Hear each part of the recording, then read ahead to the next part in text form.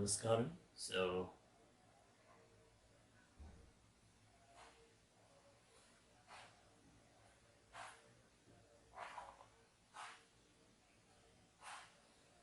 So after the pandemic began,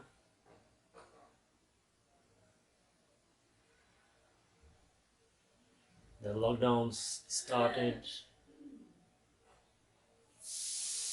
and all the volunteering activities were all halted, and Sadhguru was also had to stay at the ashram, postponing all these important projects.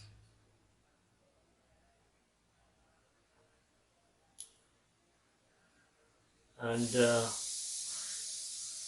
owing to his boundless inclusiveness, he offered his volunteers and himself to fight the COVID rapid actions were started projects, even draw the pictures and paintings, and raised funds for the COVID action to feed the people who were dependent on the daily labor. So in the same line, as people were stuck at home, most of the people were, developing psychological challenges because there is not much things to engage to them. Life started becoming more mundane and repetitive. So on this kind of challenging situation, Sadhguru made himself available every day in the evening, the darshan. So where you would address the human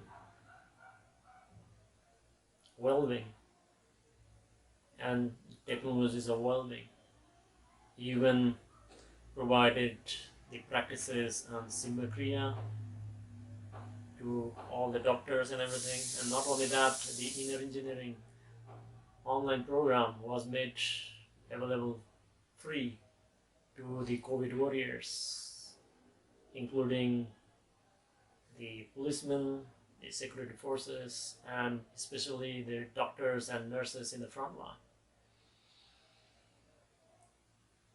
So I was also involved in the volunteering to make calls to all the frontline workers to offer them support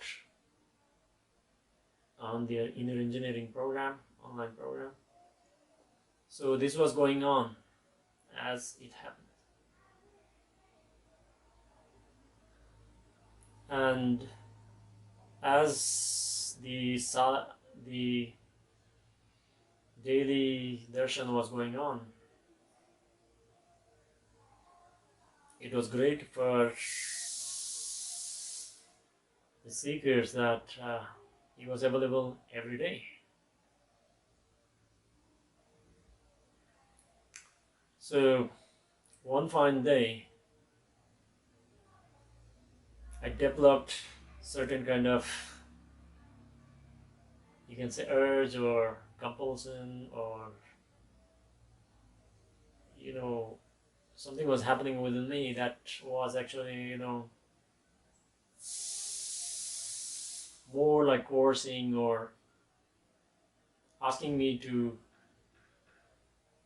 draw Kalabhairava.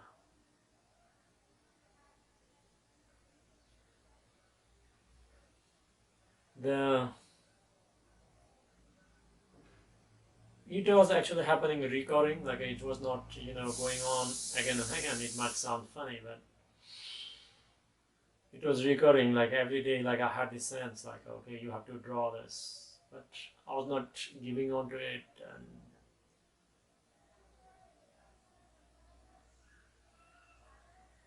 so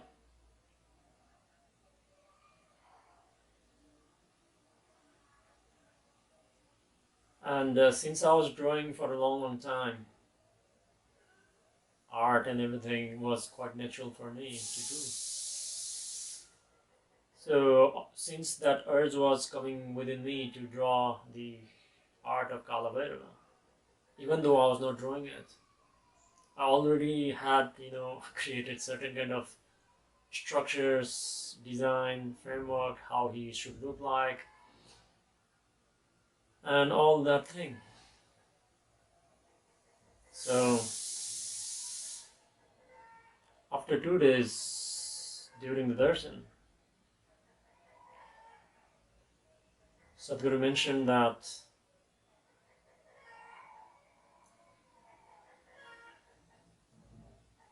he's going to consecrate the Kalabhairava at the Isha Center. I do not know. It might be a coincidence. I do not.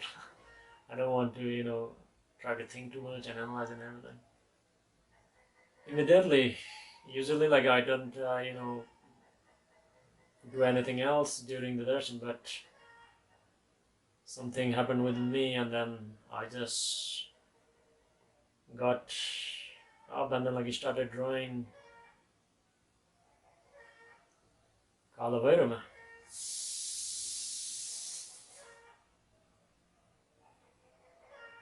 And just as the program ended, I shared that to our volunteers and meditators groups and everything, and I shared my experience.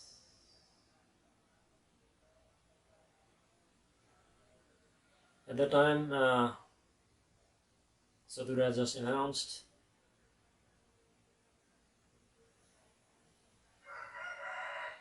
and it is seen everywhere that where there is a Sakti Peetham or Sakti temple, there is always a Bhairava. But this Bhairava would not only serve that, but would be the one, I believe, if there was not a COVID situation, Kalabhairava might have been established in the Kashi. Again, this is just my hunch, and so you can read the death book more on this.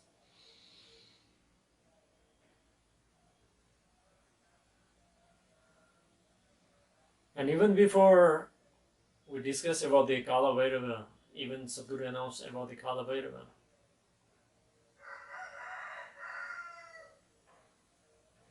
I had like a certain kind of hunches, because Sadhguru went to Kashi before Mahashivratri, and there he announced the significance of the Kalabhairava and the processes for the disembodied. And not only that, even the main theme of the Mahashivratri that year was also about that. So possibly like these all influenced me to do that, but again, like I said, I don't want to do any guesswork or anything. Just compel me to, draw Kalabhairava. So after a few months, there was a process to establish a consecrated stone where the final Kalabhairava temple would stand. So we are all invited online because the pandemic was still on. So we had been given live access to that process. So as I sat down for that process and everything, Sadhguru was not there. He was still in the United States, but during that period, the Swamis were chanting and performing the processes. And I cannot believe, although I had underwent all these different kind of Isha programs, I've been to many energy places and experienced different things. That day, the Kalabhairava process was completely unique. Just sitting over there, the Swami is chanting. Possibly it's the Kalabhairava's dimension.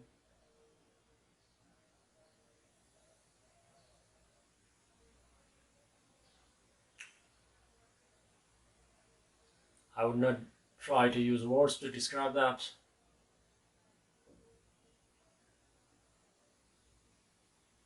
Because it's my experience, and my experience can be limited and completely different from other people. But it was completely unique, and I'll tell you that I've not experienced that since then. And at the same time, a rare happening in my system, the Manipuraka chakra was hyperactive.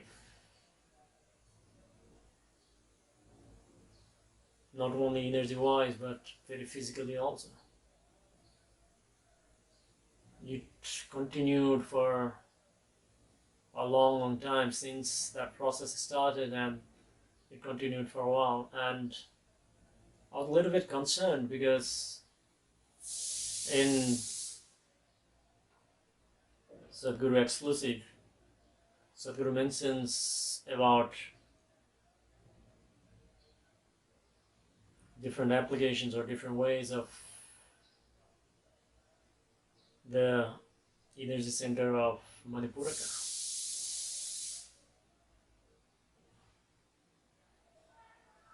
But it settled down slowly on its own after a while.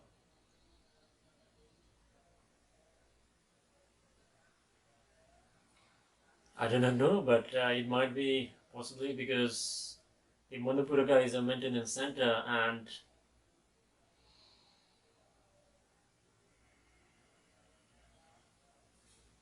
the Kalabhairava is the deity of annihilation or dissolution, the ultimate dissolution. I do not know again, this is just the inference.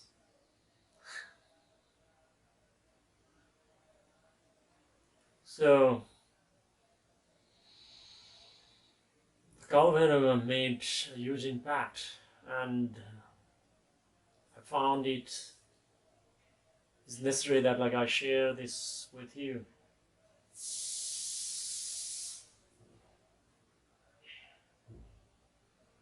And like I expressed in the previous videos also, previous chapters also, that this is just the beginning. This is not the end. There are limitless dimensions of existence, and we have just started. At least I've just started in my own experience. And I'm privileged that, and everybody is privileged that we're living in the times of Sadhguru.